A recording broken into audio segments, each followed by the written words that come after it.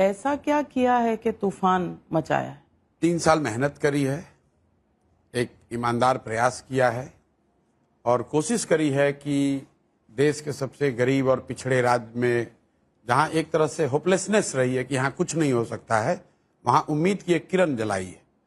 लोगों को पहली बार पिछले 25-30 सालों में ये दिखा है कि शायद मैं ये नहीं कह रहा हूं कि एकदम मेरे पे उनका पूरा विश्वास हो गया है, लेकिन लोगों ने जो बात सुनी, जो प्रयास को देखा, तो उनको लगा शायद हमारे बच्चों के भी जीवन में बदलाव आ सकता है। शायद वो दिन भी आ सकता है जब बिहार से लोग बाहर मजदूरी करने नहीं जाएंगे। शायद वो दिन भी आ सकता है जब बिहार में एक ऐसी व्यवस्था बन जाए जहां लोग नीचे लूटेंगे नहीं, चोरी नहीं करेंगे, बिहार की भलाई के लिए ईमानदारी से कुछ काम करेंगे। ये उसी का शोर है, उसी की ताकत है, उसी का प्रभाव है। प्रशांत किशोर का कुछ नहीं है। हम लोग तो बिल्कुल सामान्य परिवार से आए हुए व्यक्ति हैं, 2 हाथ 2 पैर, सामान्य परिवार, कोई पेडिग्री नहीं, कोई बिजनेसमैन नहीं, कुछ नहीं है।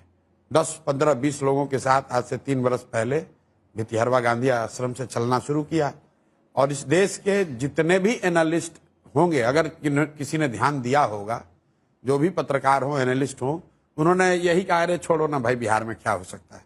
मुझे लगता है कि नेशनल मीडिया में आप सबसे पहली पत्रकार होंगी जो मेरी पदयात्रा में आई थी, वरना तो लोगों ने कहा यार इससे क्या होता है।